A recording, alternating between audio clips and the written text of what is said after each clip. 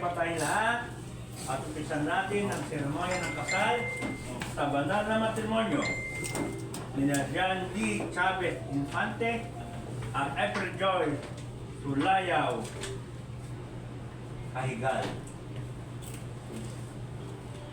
Sa naman ng anak ni Espiritu Santo. Amen. Tayo po ngayon ay natipon sa harap ng Diyos upang makibahagi sa pinakamalagang sandali sa buhay nila John D. at April Joyce.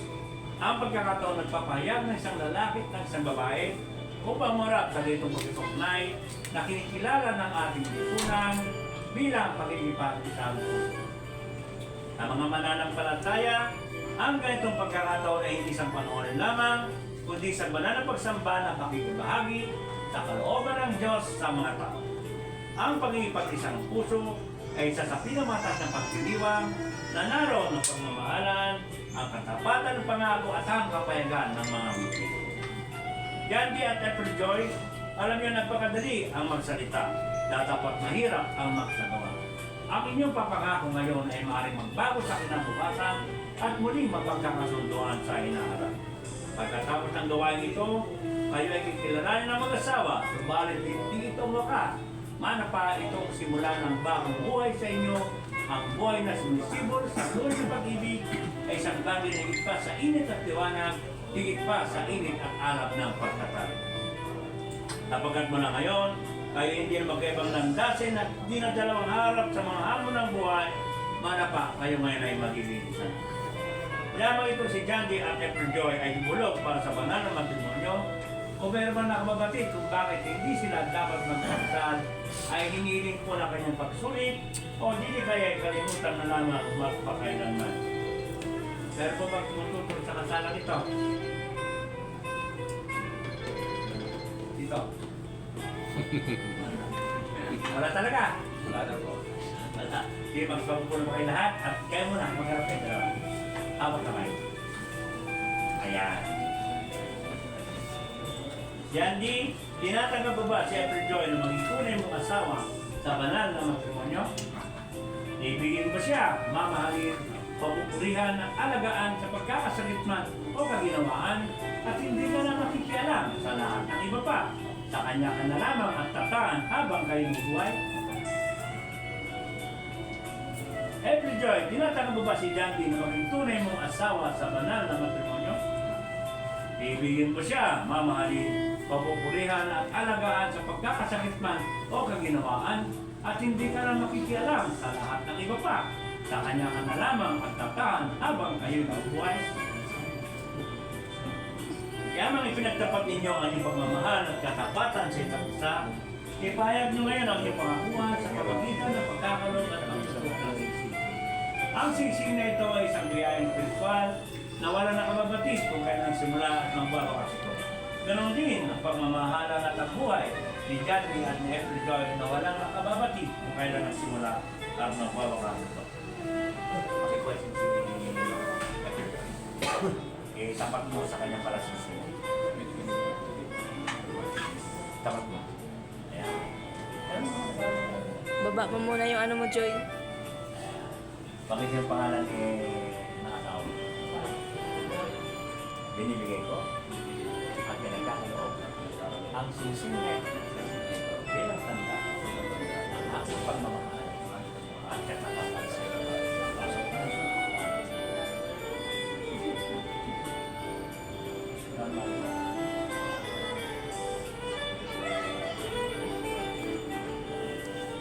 Bakit yung pangalan niya? Binibigay ko pinagkakaloob ang sinisingit bilang tanda ng aking pagmamahal at katapatan sa iyo. Wala ano. Harapin sa akin. John D. at April Joy, magsama kayo bilang mag-asawa. May tungkulin kayong gagampanan sa isa't isa. Naway ang pagmamahalan, pagsusunuran, at pagpapatawaran ay maging bahagi ng iyong buhay. Ikapin niyo maging matatag, magpatuloy sa paglilingkod sa Diyos. Isang tutugon sa pinakamagandang bahagi ng pagsasama niyong dalawa. Na ikaw Yan din at Everjoy, kung ano man ang suliraning darating sa inyong buhay, huwag kayong mangimil mga katubig, lumapit sa inyong mga ilong at pina, kapagkat mula sa oras nito, sila na ang magiging pangalaman yung mga magulang. Sino po yung mga ilong at hinang? Pakitas po kamay. Mukhang galati natin ito ah. Mukhang galati may iyan ng mga ito magbigay ng 500. Siguro 1,000 Isa ka na yan, pare. Alam natin? O yan. Tama po ba mga inyong inang? Tama po. O yun. Masabi ko nga. Magsama kayo ha? Nang puno na pagmamahal at kakapatan. Respect. Ang importante sa buhay ng tao. Respect. Paano may respeto ang bawat isa sa mga may mga pagmamahal at pinagmamahal. Magayong video, maging lumasi sa Panginoon natin. Lagi natin siyang isang puso at sa isip ng ating Panginoon. Dahil siya ang buwan na kailangan natin. Siya ang lahat. Kung may problema tayo, meron tayong mga pangailangan, lumapit lang tayo sa Panginoon. Iyak, bibili lang ang ating mga pangailangan. Ayun.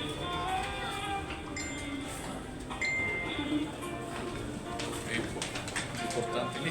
Apo, apo.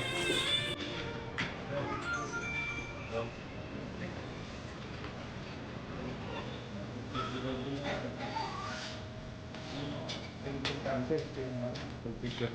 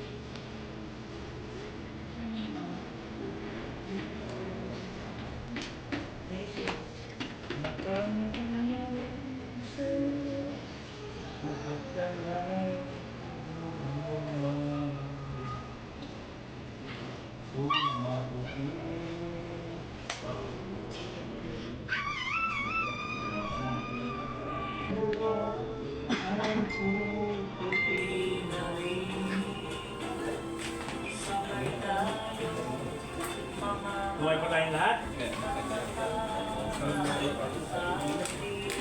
Yamang nagkasundo kayo sa pagtanggap ng banal na matrimonyo at sa harap ng mga saksi na ito sa pamamagitan ng pagkakaroon at pagsusot ng singsing at paglagda sa katibayan ng itasan, ako bilang punong bayan, pinapayag ko kayo. Yan di Chavez Infante at Everjoy Sulayo Egal na mag-asawa na. Harapan po natin.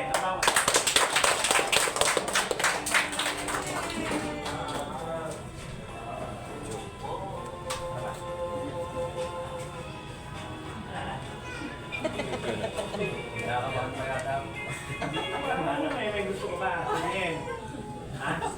Wala kang gusto sabihin. Sigurado ka? Magharap kayong dalawa.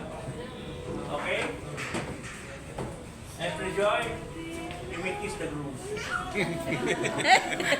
Baliktad na. Joke lang. Yandy, you may kiss the bride.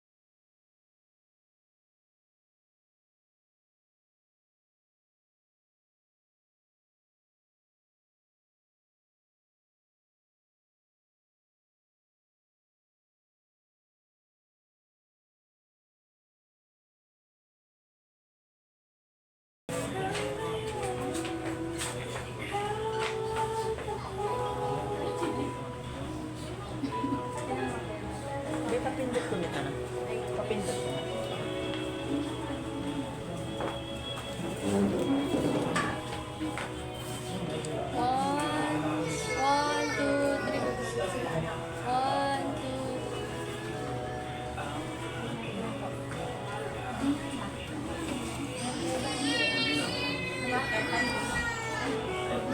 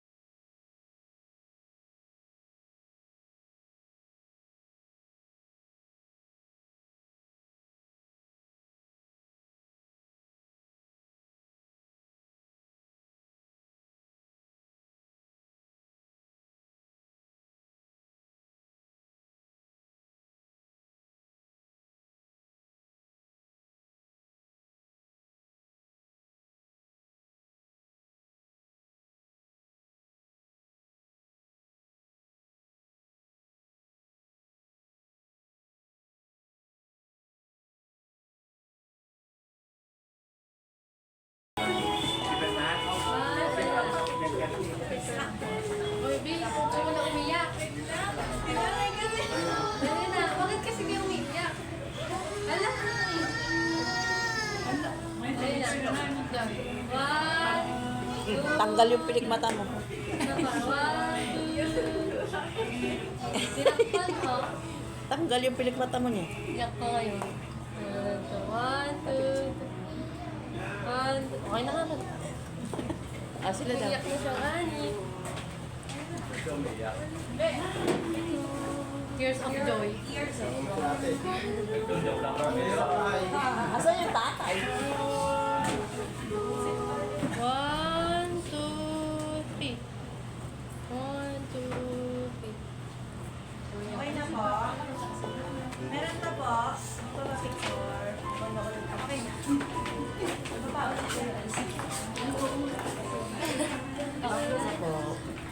Okay na mo yun. Doon na lang. Doon sa baba, ang perma niya. Magpipicture pa kayo. Hindi, sabay na lang. Sabihin nyo na lang. Okay, congrats po. Tay,